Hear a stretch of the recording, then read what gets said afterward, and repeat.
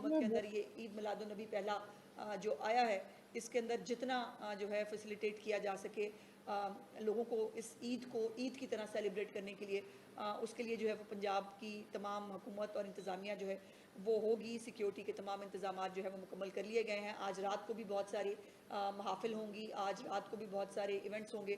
उन तमाम को इंशाअल्लाह ताला जो है वो बाकायदा रूट प्लान्स के साथ, सिक्योरिटी के तमाम इंतजामात के साथ जो है उसको देखा और जो है वो मॉनिटर किया जाएगा। थैंक यू जी। Any questions?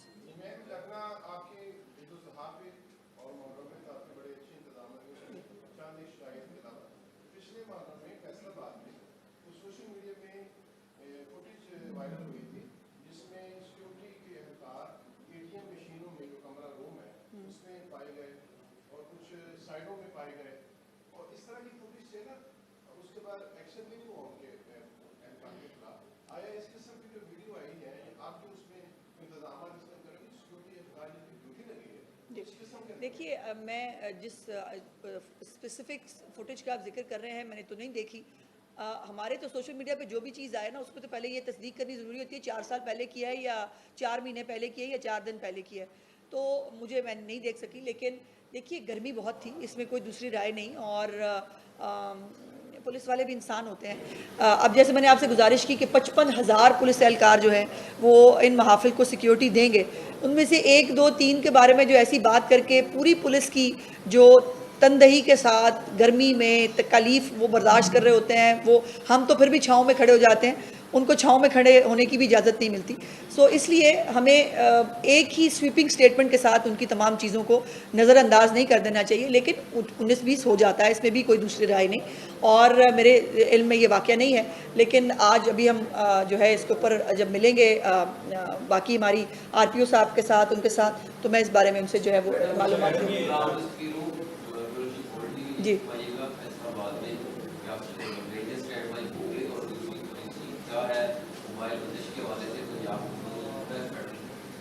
देखिए, ये इसके बारे में पिछली दफ़ा भी आपको याद होना चाहिए कि बहुत सालों बाद अशरा के ऊपर भी मोबाइल सर्विसेज बंद नहीं की गई थी, और अल्हम्दुलिल्लाह मोबाइल सर्विसेज को बहाल रखते हुए जो है वो मुहर्रमुल हराम का एक अहम और सेंसिटिव जो इवेंट है वो खैर खैरियत से वकूफ़ पज़ीर हुआ। और इस दफ़ा भी अभी तक मेरी इत्तलात के मुताबिक मोबाइल फ़ोन्स को बंद करने की सिवाय चंद हसास जगहों पे ये वफाकी हुकूमत जो है वो मुख्तलिफ़ रिपोर्ट्स के ज़रिए, आपको मालूम है, जो मुख्तलिफ़ एजेंसीज़ के थ्रू या मुख्तलिफ़ जो इंटेलिजेंस रिपोर्ट्स होती हैं उसके ज़रिए ये फ़ैसला करते हैं। लेकिन फ़िलहाल पंजाब के बड़े शहरों के हवाले से ऐसी कोई भी इत्तला मोबाइल बंदिश के हवाले से मौजूद नहीं है।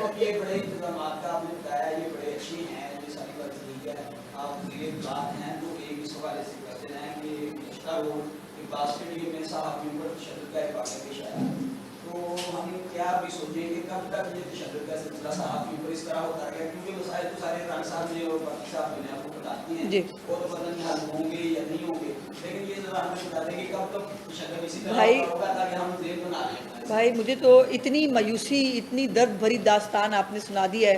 ईद का मौका है, खुशी खुशी जो है वो ईद सेलिब्रेट करें, ये बिल्कुल मायूस होने की भाई बात नहीं है। और आपकी मुझे ये कहने में कोई आर नहीं है कि आपके फैसलाबाद में अगर वो तरक्याती काम हुए हैं, अगर कोई तरक्की हुई है तो नून लीग के दौर में ही हुई है, और अब भी अगर आपके मसाइल हल होंगे तो ये या लिख लें कि ये नून लीग के दौर में ही होंगे।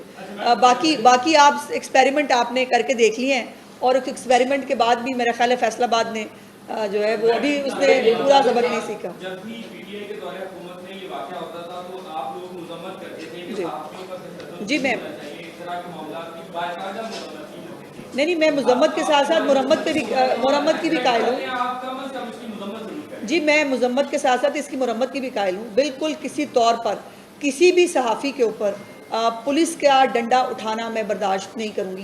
ये मेरी बड़ी कैटेगोरिक पॉलिसी है। इसके हवाले से मुझे ये जो मैंने आज RPO साहब से CCPO साहब तशरीफ़ लाएंगे, ये हमारी मीटिंग के एजेंडे में ये मौजूद है।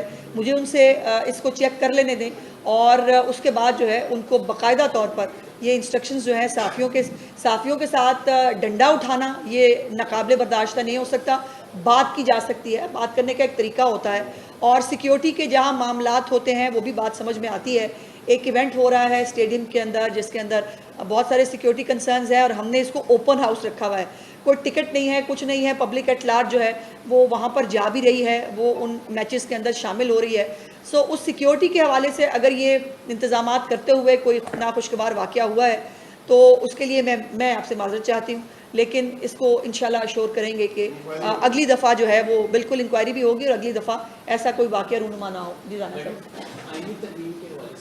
मैं सोच ही रही थी कि अभी तक ये सवाल नहीं हुआ। हाँ जी, आईनी तरमीम के हवाले से बता दें कि इसमें आज जो इजलास होने जा रहा है उसमें हुकूमत क्या अपने जो टारगेट है उसको हासिल कर लेगी? देखिए, पहले तो मुझे बहुत अफसोस की ये से कहना पड़ता है कि मैंने बहुत सारे टीवी चैनल्स पे सुना कि हुकूमत टाइम ज़ाया कर रही है, आईनी तरमीम से आम आदमी का क्या फ़ायदा है।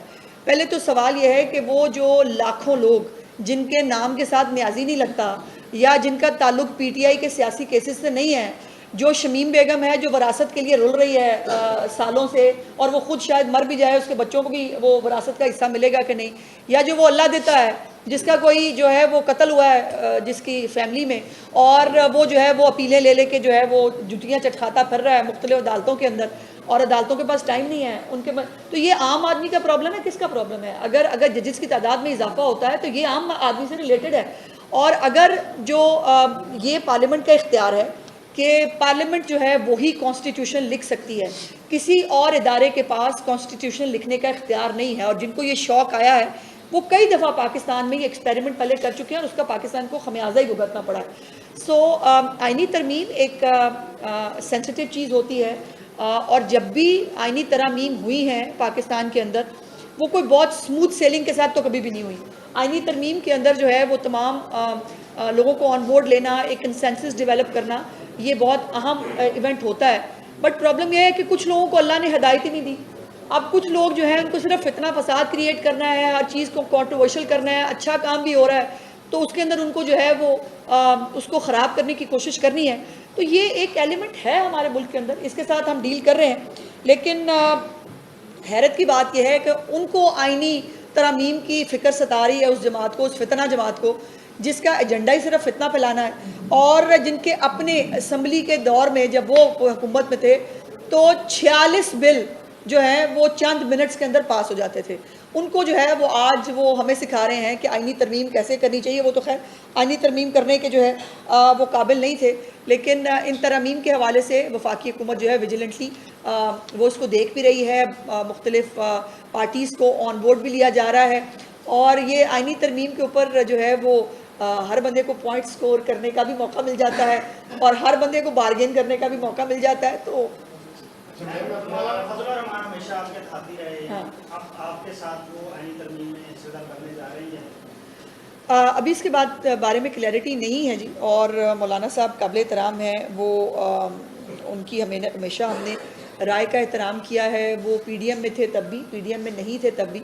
लेकिन मुझे एक बात समझ में नहीं आ रही कि मौलाना साहब का जो मैंडेट है वो चोरी भी KPK में हुआ, वहाँ हुकूमत भी PTI की है। PTI की जो है वो वफद जो है वो उनको उनके दर पे सलाम करने जा रहे हैं। कल तो बाकायदा उनकी इमामत में नमाज भी पढ़ ली है। अल्लाह उनको जो है वो इसके ऊपर चलना जो है वो तौफीक फरमाए और वो चलते रहें हदायत के रास्ते के ऊपर, जिसका मुझे वैसे इम्कान कम लगता है। तो ये तो मौलाना साहब को फैसला करना है कि उनकी पॉलिटिक्स जो है वो KPK और बलूचिस्तान के अराउंड है, और KPK के अंदर वो कहते हैं मैंडेट चोरी हुआ है, तो उस मैंडेट चोरी का जवाब उन्होंने खैबर पख्तूनख्वा और PTI के जो है वो वफद से लेना है, हमसे तो नहीं लेना। अच्छा मैडम, बात PTI के साथ मुज़ाकरात की बात की जा रही थी, अगर मुज़ाकरात होते हैं वो किस नौइयत के होंगे और हुकूमत इसमें किस हद तक संजीदा है? देखिए, उन्होंने तो मुज़ाकरात हुकूमत से तो करने नहीं है जी, उन्होंने तो उनसे मुज़ाकरात करने हैं जो उनसे मुज़ाकरात करना नहीं चाहते। तो ये एक दुख भरी दास्तान है उनकी कि जिनसे वो बात करना चाहते हैं वो उनसे बात वो नहीं करना चाहते, और वो अकेले बेचारे बिलबिलाते रहते हैं। पर वो कभी उन्होंने पहले कहा मुझसे कोई बात नहीं करता, मैं बात करना चाहता हूँ। फिर अल्टीमेट एक U-टर्न आया, उन्होंने कहा मैंने 5-6 लोगों की ड्यूटी लगा दी थी, वो मुज़ाकरात करेंगे। अभी 3 दिन पहले उन्होंने कहा बस मुज़ाकरात बंद हो गए। तो ये तो वो बेचारे जो है ना वो एक्चुअली दूसरे लफ्ज़ों में NRO मांग रहे हैं, और NRO जो है वो उनको मिलेगा कि नहीं मैं इसके बारे में श्योर नहीं हूँ। उनको 9 मई का जवाब देना पड़ेगा, उस पर NRO नहीं मिल सकता। उनको 190 मिलियन पाउंड का जवाब देना पड़ेगा, NRO नहीं मिल सकता। साइफर केस को ईमानदारी के चक्कर में इतने बड़े पाकिस्तान के साथ खिलवाड़ को जो है वो एक बड़ी सतही सी बात कह के उसको जो है वो नज़रअंदाज कर दिया गया, उस पर NRO नहीं मिल सकता। पाकिस्तान हमारी रेड लाइन है, कोई पाकिस्तान की रेड लाइन नहीं है, ना कोई सियासतदान, ना कोई इदारा, ना कोई और चीज़ पाकिस्तान से ऊपर है। पाकिस्तान है तो हम सब हैं। ये पाकिस्तान को एक शख्स के मरहूने मिन्नत करना और एक शख्स की जो है वो सामने पूरे पाकिस्तान को सरेंडर करा देना, ये नहीं हो सकता, ये नहीं होगा।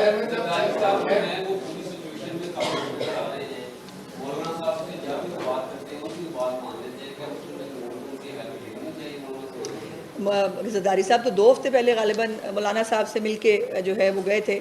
बिलावल साहब की भी मुलाकात जो है वो गाहे बगाहे मौलाना साहब से होती रहती है।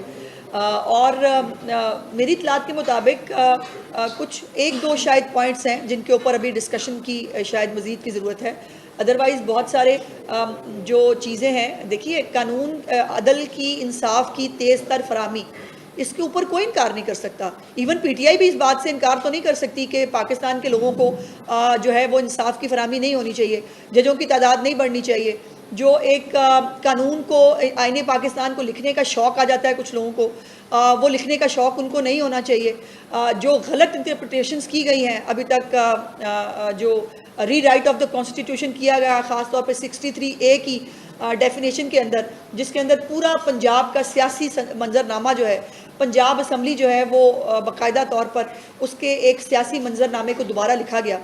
ये तमाम चीज़ें जो हैं इसको नज़रअंदाज नहीं किया जा सकता। सो इसलिए जो भी गलतियाँ जो है, और गलतियों के साथ साथ अगर मैं ये कहूँ कि आईने पाकिस्तान के अंदर, हर आइन के अंदर पूरी दुनिया में ये पार्लियामेंट का इख्तियार होता है कि वो हालात और वाक़यात के मुताबिक अमेंडमेंट्स तजवीज़ करे, और उन अमेंडमेंट्स को जो है वो कंसेंसस के साथ होना चाहिए, यूनानिमसली हो जाए, नथिंग लाइक इट।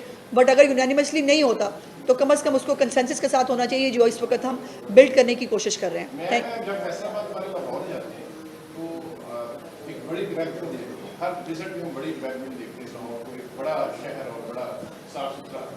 फैसलाबाद में जो मास्टर प्लान आप लेके आ रहे हैं, क्योंकि फैसलाबाद में बहुत बेसिक मसाइल हैं, वासा जैसे मसाइल, और फैसलाबाद की 8 बार के गंभीर मसाइल हैं, वही नहीं हल हो रहे। तो फैसलाबाद वाले भाई पहले तो फैसलाबाद आएंगी, वो मास्टर प्लान का नाम करेंगे। पहले तो एक मजाक की बात यह है कि आपने हमारे साथ अच्छा नहीं किया इसके ऊपर, लेकिन उसके बावजूद फैसलाबाद जो है वो चीफ मिनिस्टर साहबा के दिल के बहुत करीब है। चीफ मिनिस्टर साहबा बहुत जल्द फैसलाबाद का दौरा करने वाली हैं, और जैसे मैंने पहले गुजारिश की कि अभी तक जितनी भी डेवलपमेंट आपके फैसलाबाद में है वो मुस्लिम लीग नून के अलावा किसी ने नहीं की हुई। और अब भी जो फैसलाबाद के मसाइल हैं, आपके जो कूड़ा क्रिकेट के हवाले से, जो सफाई के हैं, हमारी एक नया सॉलिड वेस्ट का एक प्रोग्राम जो है, प्लान जो है, वो ऑलरेडी तकरीबन हतमी मराहिल पे है। एक स्टेट ऑफ द आर्ट किस्म का एक नया कूड़ा आपके घरों से उठाने से लेकर उसको डिस्पोजल स्टेशंस पे ले जाने से लेकर उसको सेग्रीगेट करके दोबारा उसको जो है वो जो चीज़ें इस्तेमाल के काबिल हो सकती हैं वो करने से लेकर एक पूरा कॉम्प्रहेंसिव प्लान जो है वो तैयार किया गया है। आपके जितने अस्पताल हैं उनके हवाले से जो चीफ मिनिस्टर साहबा ने इस दफ़ा जो गवर्नेंस का नया मॉडल है वो ये है कि ये नहीं देखा जाता कि हमें यहाँ वोट मिले थे या नहीं, या यहाँ पर हम सीटें जीते हैं कि नहीं। चीफ मिनिस्टर साहबा का एक सेहत का प्रोग्राम है जिसके अंदर तमाम BHUs, तमाम RHCs, तमाम जो हमारे डिस्ट्रिक्ट हेडक्वार्टर अस्पताल हैं, इन तमाम को रिवैम्प होना है। और वो एक ब्लॉक एलोकेशन है चीफ मिनिस्टर साहबा की मुख्तलिफ इनिशिएटिव्स के हवाले से, वो उसके ऊपर जो है वो वहाँ से एलोकेशन होती है और उसके ऊपर अमल दरामद होता है। तो आपके लिए गुड न्यूज़ ये है कि चीफ मिनिस्टर साहबा बहुत जल्द फैसलाबाद तशरीफ़ ला रही हैं। थैंक यू वेरी मच जी, बहुत बहुत शुक्रिया।